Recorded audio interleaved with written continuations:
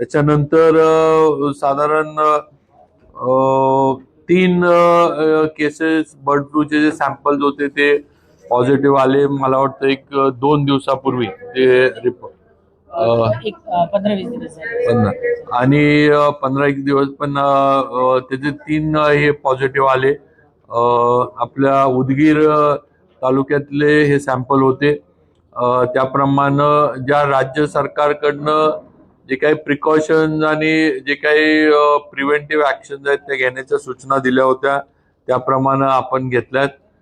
नुसतं आपण उदगीर तालुक्यापुरतं नाही तर जिल्ह्यातील इतर तालुक्यांमध्ये सुद्धा आपल्या टीम ज्या आहेत त्या कार्यान्वित केल्यात.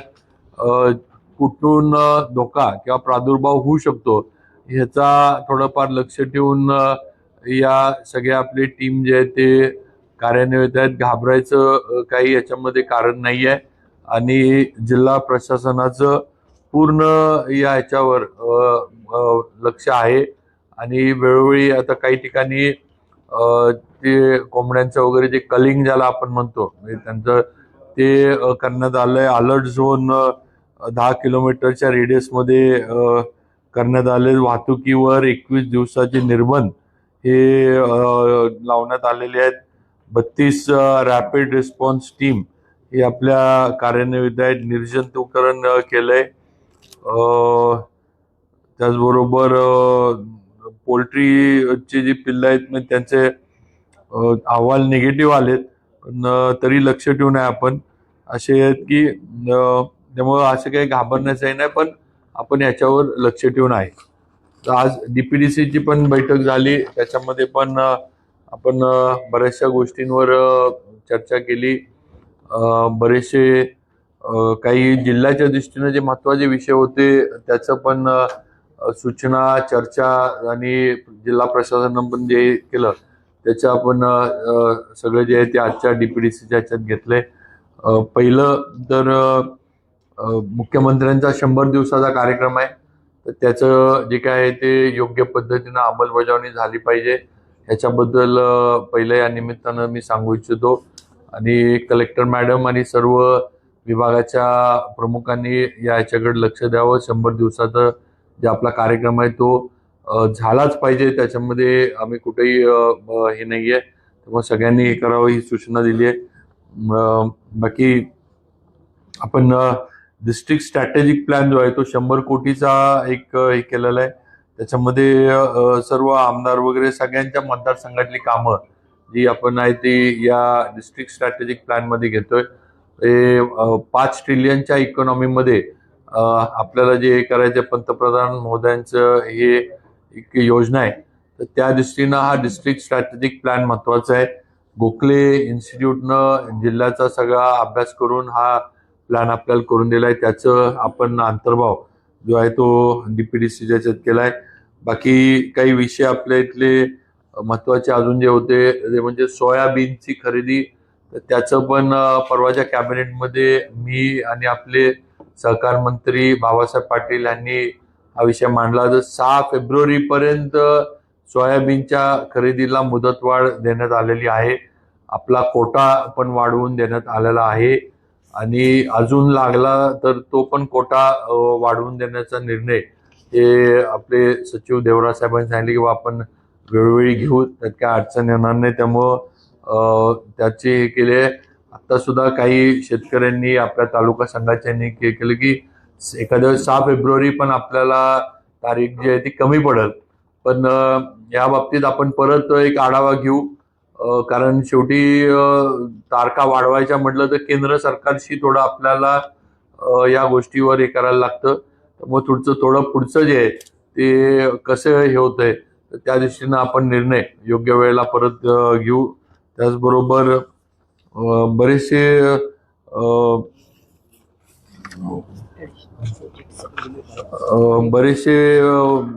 हे आता पुढं तुरीचं पण एक हे होईल त्याचं पण थोडं आपण प्रस्ताव पाठवलेत. हे साधारण 74,000 हेक्टरचा पेरा हा तुरीचा आहे. अपेक्षित उत्पादन जे आपल्या प्रशासनाचं आहे ते 10 लाख क्विंटलचं आहे आणि नाफेड मार्फत 16 खरेदी केंद्रांचा प्रस्ताव हा आपण शासनाकडे सादर केलेला आहे. त्यामुळं ह्याचं लवकरात लवकर मान्यता ही मिळवण्याचा आमचा प्रयत्न आहे. त्याचबरोबर काही सगळ्यांच्या ह्याच्याप्रमाणे काही गोष्टी आपण आता डीपीडीसी मध्ये करतोय. त्यामध्ये गाव ते स्मशानभूमी असंही केलंय. त्याच्यासाठी लागणार शेड जागा याचं आपण सगळे करतोय. मंत्रालयाच्या धर्तीवर जिल्ह्यातील शासकीय कार्यालय मध्ये बायो टॉयलेट आपल्याला करता येते, म्हणजे करणं हा एक आपला एक प्रस्ताव आहे. शासकीय इमारतीमध्ये खर्च कमी व्हावेत म्हणून ऑनग्रीड सोलारचे बसवण्याचा एक हे आहे. त्याचबरोबर शासकीय महाविद्यालयामध्ये MRIचं आपण त्याच्यासाठी स्टेटच्या ह्याच्यातनं आपण हे केलंय. असे बरेचसे आहेत. म्हणजे आपल्याला शहरातील CCTVचा पण एक प्रस्ताव आहे की गुन्हेगारी थोडी रोखण्यासाठी SP साहेबांचे होते की शहरामध्ये CCTVची जी जुनी यंत्रणा होती ती काही आता फार काही उपयोगाची राहिलेली नाही. त्यामुळे नवीन यंत्रणा उभी करावी त्याचं एक आपण हे करतोय की त्याला गुन्हेगारी ही थोडीफार आटोक्यात राहण्या किंवा त्याच्यावर येण्यासाठी CCTVचं जर लक्ष राहिलं तर त्याचा फायदा होईल. बाकी बरेचसे आहेत. आपल्याला ती माहिती थोडी लेखी स्वरूपामध्ये आपल्याला उपलब्ध करून दिली जाईल. गाव तिथे खोडा असेल, पैसे वैद्यकीय दवाखान्यात पिण्याच्या पाण्याचे हौद असू देत, एक मौजे साखरा येथे जवळपास 100 एकर जमिनीवर हरणांसाठी वन विभाग संरक्षित करण्याचा विषय असू दे, आपले अजून बरेच आहेत. नगरपालिकांमध्ये नाला सफाई मशीन पुरवणे, प्लास्टिक कचरा करण्याकरता ग्रॅन्युअल मशीन पुरवणे, नगरपालिका सार्वजनिक पथदिवे देखभाल दुरुस्त ते हायड्रॉलिक लॅडर वगैरे, उदगीर, अहमदपूर, औसा, निलंगा इथे वायू प्रदूषण गुणवत्ता तपासणी प्रणाली विकसित करणे, असे बरेचसे आहेत. काही आमदारांनी पण सूचना दिल्या. एक तर डीपीच्या बाबतीत सगळ्यांनी सूचना दिल्या, तर त्या बाबतीत पण जास्तीचा निधी आपण डीपीसाठी उपलब्ध करतोय. त्याच्यामध्ये डीपी एकतर म्हणजे मोठ्या याचे बसवावेत. 65चे आता डीपी किलोवॅटचे आता उपयोगाचे नाहीत, 100चे बसवावेत कारण ते सारखे उडतात. तर त्याचं पण आम्ही हे केलंय. विमानतळाचा एक प्रश्न आहे. विमानतळ पण आपण हँडओव्हर करण्याच्या दृष्टीनं प्रयत्न आपले चालू आहेत. ते परत हँडओव्हर करून त्याचं लायसन्सिंग होणं आणि मग ते परत कार्यान्वित होण्याच्या दृष्टीनं आपल्याला हे करायचंय. त्याचा एक विषय झाला. बाकी उदगीर येथील सिव्हिल हॉस्पिटलचा पण आपला बऱ्याच तो एक विषय राहून गेला. सॉरी, सिव्हिल हॉस्पिटलचा आपल्या बऱ्याच वर्षाचा विषय. परवा 26 जानेवारीच्या ह्याला मी आढावा बैठकीत पण कलेक्टर मॅडमनी आणि आमदारांनी पण अभिमन्यू पवार साहेब वगैरे मला भेटले होते.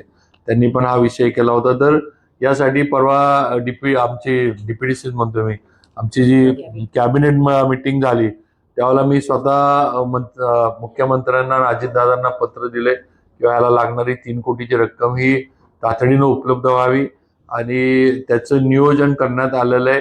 येणाऱ्या आत्ताच्या मार्चमध्ये 3 कोटीची रक्कम आपल्याला उपलब्ध होतीये आणि डीपीडीसी आपल्या सिव्हिल हॉस्पिटलचा प्रश्न हा त्याच्यामुळं मार्गी लागलाय किंवा संपलेला आहे. हा जो जागेचा प्रश्न होता असं म्हटलं तरी काही चुकीचं ठरणार नाही. त्यामुळं हे सकाळी आता थोडं मी सकाळी आज रात्रीच्या ट्रेननं आलो, तर त्यावेळेला पण येताना मी ज्या रोडनं आलो थोडंफार मी येताना बघितलं की बरेच लोक वॉकला, महिला, वयस्कर लोक, तरुण मुलं मुली वॉकला पळायला वगैरे त्या आपला जो ह्याचा रोड आहे त्याला त्या ठिकाणी पण स्ट्रीट लाईटचं जरा कमतरता दिसली, म्हणजे बंद होत्या. तर त्याची पण मी आता मीटिंगमध्ये आमची ह्याच्यात सूचना दिली आहे, आयुक्तांना दिली आहे आणि MSCBला पण दिले की ज्यांच्या कोणाच्या ताब्यातल्या असतील किंवा हे असेल तर त्या स्ट्रीट लाईट सुरू झाल्या पाहिजेत. कारण लोक सकाळी मोठ्या प्रमाणावर वॉकला असतात, महिला वॉकला असतात, मुलं मुली वॉकला असतात. त्यामुळं त्याचं एक सगळ्यांनी दुरुस्ती वेळच्या वेळी करावी आणि सर्व स्ट्रीट लाईट ज्या आहेत या सुरू असल्या पाहिजेत याची खबरदारी घ्यावी. जलजीवन मिशनच्या बाबतीत पण आम्ही हे करतोय. त्याची एक बैठक लवकरात लवकर गुलाबराव पाटील साहेबांच्या याच्यात सर्व जिल्ह्यातील आमच्या सहकारी आमदारांना, खासदारांना घेऊन संजयजी बनसोड साहेबांनी त्यांच्या इथे केलं. त्याचं थोडं मेंटेनन्सचा विषय, तर त्याचं थोडं मेंटेनन्सला काही प्रस्ताव करून निधी कसा देता येईल हा प्रयत्न आहे. पानगाव रस्ता, त्याचबरोबर आपला लातूर बार्शी रस्ता, दोन्ही रस्त्यांची कामं NHAI कडनं चालू आहेत आणि या कामांचं थोडं ही कामं लांबत चाललीत, त्यामुळं आपल्याला बऱ्याच अडचणी. म्हैसकर मॅडम पण होत्या, त्या माझ्या विभागाच्या सचिव पण आहेत आपल्या सार्वजनिक विभागाच्या.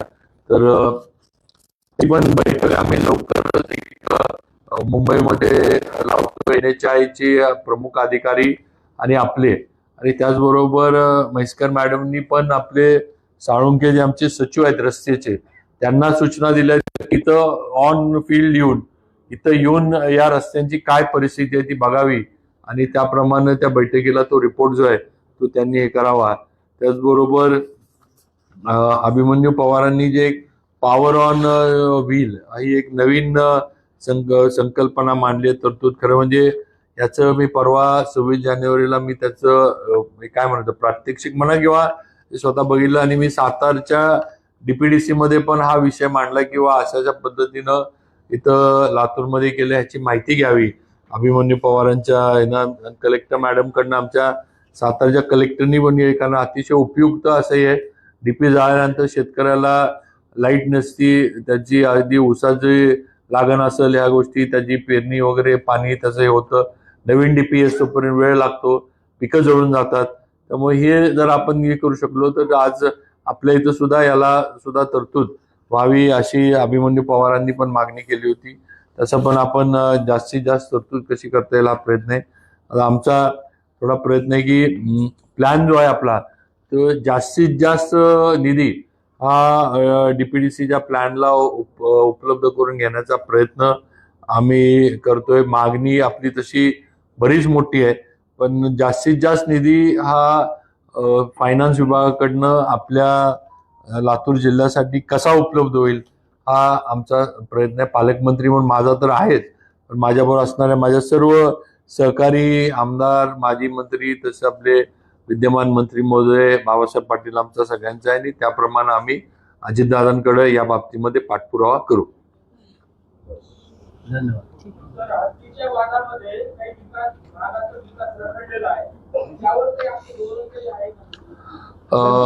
हद्दीच्या म्हणजे कशाचं आपण म्हणजे जिल्ह्याच्या याच्यावरनं म्हणताय का?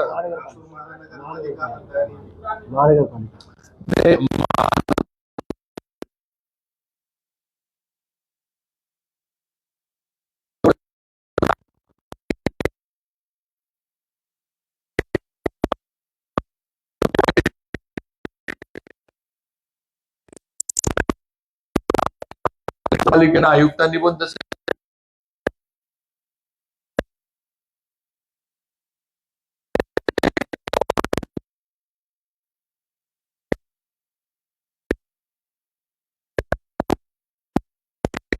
म्हणजे असा प्रॉब्लेम आहे.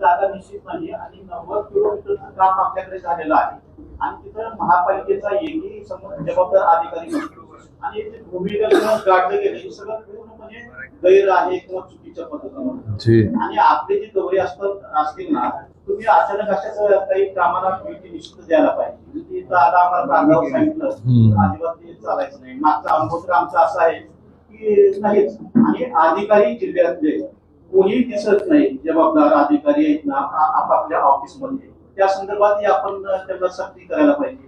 लोक येतात ग्रामीण भागातून, साहेब नाही म्हटलं की निघून चालले. नाही, सर्व आपण म्हणतो त्या अधिकाऱ्यांनी आपल्या ऑफिसमध्ये लोकांना आणि जे काय असलेल्या समस्या सोडवण्यासाठी उपस्थित असलंच पाहिजे.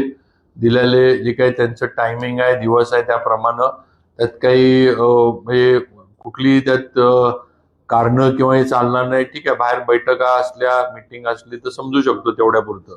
दुसरी गोष्ट, आयुक्तांनी पण थोडं जे साहेब जरा लक्ष द्या. ते जे अंडरग्राऊंडच म्हणता ना आपण, अंडरग्राऊंड ड्रेनेजचं चाललंय किंवा तिथं टेक्निकली आपली माणसं असावीत. आणि जे काही एसटीबीच्या जागेचं आपण जे बरोबर आहे ना, आपण एसटीबीच बोलला, त्याचं पण थोडं आयुक्त साहेब आपण हे करा. काय जागेची काय अडचण असेल किंवा इतर विभागाची काय परवानगी पाहिजे असेल तर पण जरा ते थोडं बारकाईने लक्ष द्या, कारण उगाच त्याच्यामध्ये ऐगळी नको एवढंच विषय. पाण्याचं जे नियोजन यावर आपलं काय म्हणणं? त्याचं आता सर, उजनीच्या पाण्याचा विषय जो आहे हे आपल्याला थोडं इरिगेशन विभागाला घेऊन ह्या योजनेबद्दल शासन पातळीवर काही निर्णय किंवा काही बैठक होणं गरजेचं आहे. तर ती आपण लवकर लावू. मग गिरीश भाऊ असतील, मला वाटतं त्यांच्याकडे आता नाही, उजनी मला वाटतं विखे पाटलांकडे आहे. तर विखे पाटील साहेबांशी नक्की या बाबतीमध्ये बैठक घेऊन त्याच्यावर जे काही उपाययोजना करायला लागेल, किंवा उपाययोजना म्हणण्यापेक्षा जी योजना प्रस्तावित होती किंवा जी आहे ती मंजूर, किंवा त्याला लागणारे जे काही टेक्निकल ज्या काही गोष्टी असतील त्या आपण जरा त्यांच्याशी करून घेऊ. कारण आजच्या बैठकीमध्ये त्या ह्याच्यावर काय फार आम्ही आढावा काय त्याचा घेतला नाही. मी पण अजून काय आढावा घेतलेला नाही. म्हणजे आपल्याला काय वस्तुस्थिती सांगायला हरकत नाही, पण उजनीचा जो विषय आहे त्याच्याबद्दल मी पण अजून काही आढावा घेतला नाही. पण आता मी आज आणि उद्या पण आहे दुपारपर्यंत इरिगेशन विभागाकडनं थोडा आढावा मी त्याच्या बाबतीत घेईन. आणि पुढे मग त्याचं नेमकं कुठं अडकलंय, काय हे ते जरा समजून घेऊन मग त्याच्यावर म्हणजे निर्णय किंवा आपण त्याच्यावर बोलू. सर, शासकीय खरेदी केंद्राचा जो विषय आहे, तुम्ही आता मुदतवाढ दिली आहे, पण वेगवेगळी कारण सांगून ही केंद्र बंद पडतात. कधी बांधायला नाही, कधी सुतळी नाही, असं हे वर्षानुवर्ष होते. असं नाहीये, गेल्या 15-20 वर्षापासून ही स्थिती आहे. आपण जरी जे टार्गेट दिलं ते पूर्ण केलं असलं तरी ओव्हरऑल होणारं उत्पादन आणि आपण खरेदी करणारी जी यंत्र आहे ना, ती अतिशय प्रमाणात व्यस्त आहे. म्हणजे आता सोयाबीनचं असं झालं म्हणून तुम्ही पुढेचं जरी नियोजन केलं असलं तरी जेव्हा तूर येते तेव्हा अडचणीत जातो आणि भाव पडतात आणि शेतकरी आश्वास होतो, त्याची कुणीच दखल नाही. बारदानाचा विषय थोडा अडचणीचा झाला होता आपण म्हणता येते, पण त्यावर पण पणन विभागानं मला वाटतं जुनं बारदान जे आहे ते त्यांनी थोडं उपलब्ध केलं होतं. एक सर याच्यामध्ये आपण म्हणता येते हे लक्षात आल्यानंतर मुख्यमंत्र्यांनी एक परवा एक निर्णय घेतलाय किंवा पणन विभागाला, मी एक दुसऱ्या बैठकीसाठी तिथं होतो. मी त्यावेळेला मुख्यमंत्र्यांनी एक सूचना दिल्यात पणन विभागाला, जयकुमार रावल साहेब त्या ठिकाणी होते, की हे दरवर्षीचं नियोजन आता झालं पाहिजे. हे तेवढ्यापुरतं नाही, किंवा सोयाबीनचा पेरा सुरू झाला की त्याची खरेदी करा. त्यांनी सूचना दिल्या सीएम साहेबांनी की दरवर्षीचं कायमस्वरूपीची यंत्रणा तिथं तुम्ही तयार करून ठेवली पाहिजे.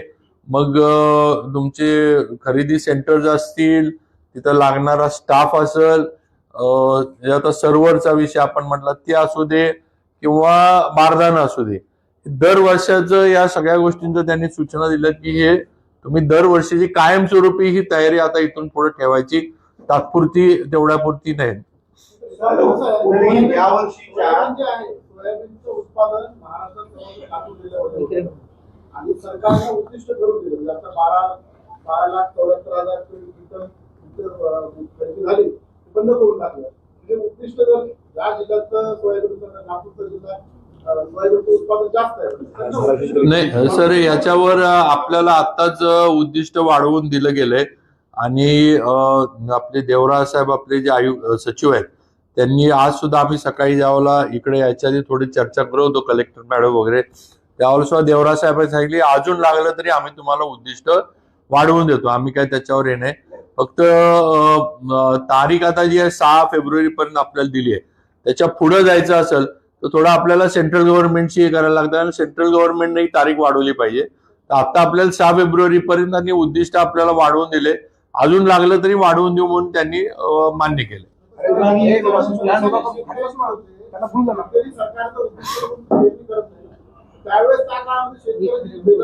नाही कसं आहे सर, आपल्याला आता आपण उत्पादन जोपर्यंत म्हणजे काय म्हणायचं आवक चालू होत नाही तोपर्यंत आपल्याला उत्पादन किती होतंय त्याचं टनेज वगैरे ह्या गोष्टी काय लक्षात येत नाहीत. आता ह्या वर्षी एकदम विक्रमी उत्पादन आपल्याला मिळायला लागले आणि चांगली गोष्ट आहे, कारण शेवटी शेतकऱ्याला जेवढं जास्तीत जास्त उत्पादन मिळेल तेवढी चांगलीच आहे.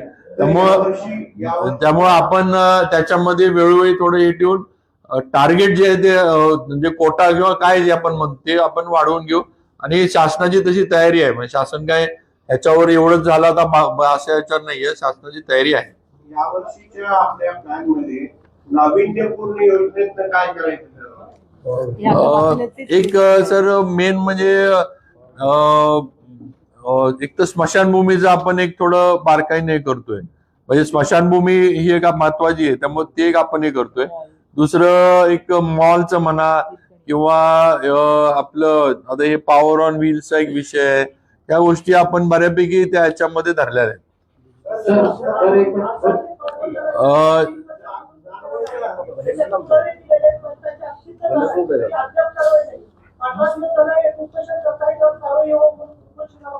बर नाही थोडं प्रेस झाल्यानंतर आपण मला ते डिटेल द्या, मग आपण त्याच्यावर हे करू.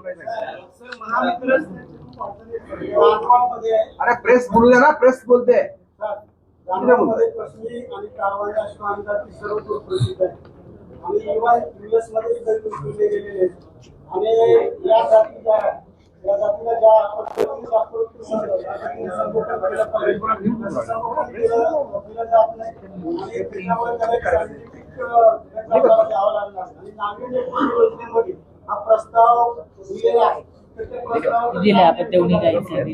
आपण आता सर म्हणजे देवणी गाईचा आपण प्रस्ताव केलाय, त्याच्यामध्ये ते म्हणजे काय म्हणतो आपण हा देवणी वळूच हा त्याचं आपण आता आपण जे याचं म्हणला कारवानी आणि पश्चिम तर त्याचं आपण आता थोडं हे करू. आता ज्याच्यात 9.5 लाखाचा प्रस्ताव आहे म्हणा डीपीसी. ठीक आहे, बघू आपण त्याला डीपीसीतनं कशी तरतूद आपल्याला वाढीव हे मिळेल त्याप्रमाणे कशी करता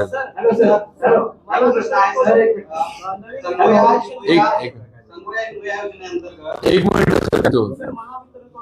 शेतकऱ्यांसाठी नवीन विद्युत कनेक्शन बंद आहे आणि सोलार 1 महिना 2 महिने वेटिंग लागत आहे आणि वेटिंग लागल्यानंतर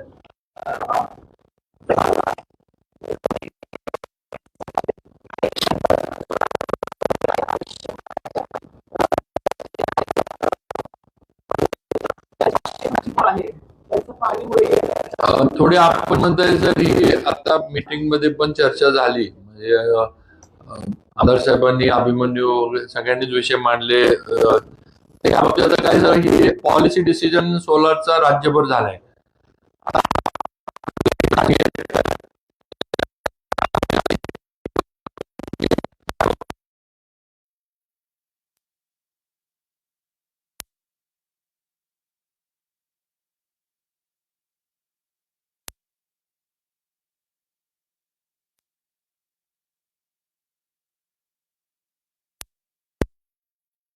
एक प्रस्ताव किंवा एक माहिती द्या किंवा ह्या अडचणी येतात.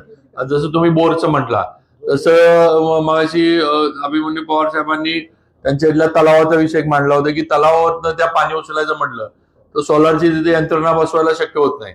असे काही हे आहेत किंवा इथं प्रॉब्लेम आहेत. आता आमच्या इकडं आमच्या जिल्ह्यामध्ये काय होतं, डोंगरी तालुका आहे. डोंगरी तालुक्यामध्ये उन्हाचं जेवढं हे पाहिजे तेवढं आम्हाला मिळत नाही, त्यामुळे तिथं ते विषय आहेत. म्हणजे प्रत्येक जिल्ह्याचे जरा जरा वेगळे विषय आहेत. पण ह्याचं आता थोडं आपल्याला सरकारकडे परत ही पाठपुरावा जरा कळवायला लागेल किंवा ह्या अडचणी येतात आणि मग त्याला टेम्पररी का होईना सोल्युशन जे लागेल ते तात्पुरतं आम्हाला इथल्या इथं करण्याचे अधिकार द्यावेत. आता थोडं पॉलिसी असल्यामुळे जरा वेळ लागेल पण काढू त्याच्यातनं मार्ग. शेवटचा प्रश्न विचारावा महत्वाचा आहे. बोला ना. संगोया हिमया अंतर्गत जी योजना राबवली जाते ती रेणापूर तहसील अंतर्गत हजारो नाही तर 5 ते 6 हजार जे बोगस लाभार्थी त्या ठिकाणी घातले. जवळपास 3 वर्ष हे प्रकरण लावून धरलंय तरी सुद्धा आपलं ह्याचं त्याच्यावर कारवाई करण्यात आली. रेणापूर कारवाई करण्यात संजय गांधीच्या चौकशी करते सर मी आता. दुसऱ्या याला लागून प्रश्न रेणापूर तालुक्याचे धवेली गाव आहे. 3 वर्षापासून दलित समाज स्मशानभूमीसाठी झटतोय. आजही ते गेटलाईन लोक येऊन थांबले निवेदन देण्यासाठी. आज गावामध्ये ग्रामसभा झाली तर पोलीस प्रोटेक्शन मध्ये सभा झाली ती ग्रामसभा.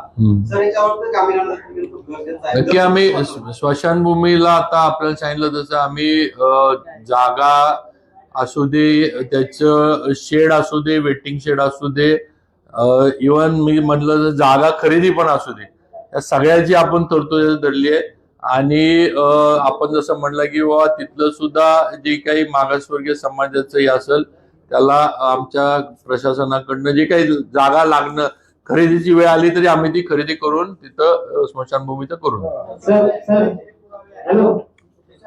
आपण देऊन ठेवा मागे. त्याचं पण जे काय असेल ते आपल्याकडे जे संजय गांधीचं जे काय आपण हे देत आहे तसं थोडं द्या आमच्याकडे. आम्ही त्याची आपण कुठल्या तर थोड्या उच्चस्तरीय याच्याकडनं चौकशी आपण त्याची 100% करून घेऊ. सर, शहर सुरक्षेच्या दृष्टीने सीसीटीव्हीचा आपण प्लॅन केला त्याबद्दल आपलं धन्यवाद. पण शहरातल्या वाहतुकीचा प्रश्न हा खूप महत्वाचा आहे आणि तो सुटत नाही. त्याबद्दल प्लॅनिंग व्हावं. त्याच्याबद्दल पण अभिमन्यूंनी हे केलं. शिवाजी महाराजांच्या त्या चौकामध्ये बरीच वाहतूक कोंडी वगैरे होती तर त्या बाबतीत पण थोडं आता तिथं काय करायचं, दोन्ही तिन्ही यंत्रणा पोलीस, PWD आणि ट्रॅफिक पोलीस त्यांच्या माध्यमातून आपण थोडं हे करायचं ठरले किंवा तिथं उपाययोजना काय करायच्या. थोडा एक आम्हाला अभ्यास या यंत्रणेना करू दे उपाययोजनेचा, मग त्याच्यावर काय हे करायचं आपण ठरवूया.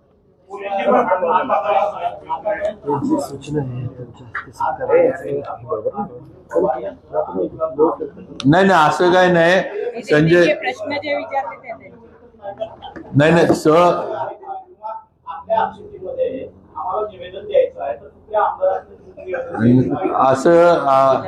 असं काय नाही सर. आपण पत्रकार आहात, समजा आपण एखाद दिवस ऐका की आपण पत्रकार आहात, एखाद दिवस आपण सुट्टीवर असला तर असं काही कोण ऍबसेंटी मध्ये बातमी दुसऱ्याकडे जात नाही, तेव्हा असं काही नाही. आणि अभिमन्यू आता हे 2 विषय म्हणजे आता बाकीच्यांनी पण मांडले, संभाजी निलंगेकर पाटलांनी पण इरिगेशनचे काही तलाव आहेत त्याच्या दुरुस्तीचे विषय मांडले. संजय बनसोडनी त्यांच्या इथलं आता ते आपलं हे मोठं त्यांनी बांधलंय आपलं बौद्ध विहार, त्याचा एक मेंटेनन्सचा विषय. तर आता हे विषय चर्चा झाले नाही म्हणून यांची नावं घेता आली नाहीत. आता ज्यांनी मांडली त्यांचं नाव घेता त्यामुळं. आणि अजून तर काही अजून तर काय सरकारनं सहपालकमंत्री पद इथं तर काही जाहीर केलेलं नाही. केलं तर आपल्याला आम्ही नक्की कळू की बाबा असं काय झालं, तर मग आता तर नाही. त्यामुळे तसं काही नाही आणि काळजी करू नका. मी परवा पण सांगितलं होतं की मी येत राहणार. मी काय मीटिंग पुरता किंवा नुसतं ऑनलाईन येऊन जाईन असं काही नाही. तेव्हा आपल्याला मला भेटायला बोलायला भरपूर वेळ आहे आणि येत राहणार. मी इथं फिजिकली येऊन हे करणार. आता पुढची आमची ठरली आहे. पुढे एक संभाजीराव म्हणले की पुढची माझ्याकडं एक बैठक घ्या. संजयजींनी केले की माझ्या इकडे बैठक झाली पाहिजे. त्यामुळे आम्ही आता नुसतं जिल्ह्यात नाही तर त्या मतदारसंघात सुद्धा त्या ह्याच्यात सुद्धा बैठका ज्या असतील DPDCच्या त्या तिकडं कशा घेता येईल किंवा इतर काय असेल त्या तिकडं कशा घेता येईल आमचं नियोजन चाललंय.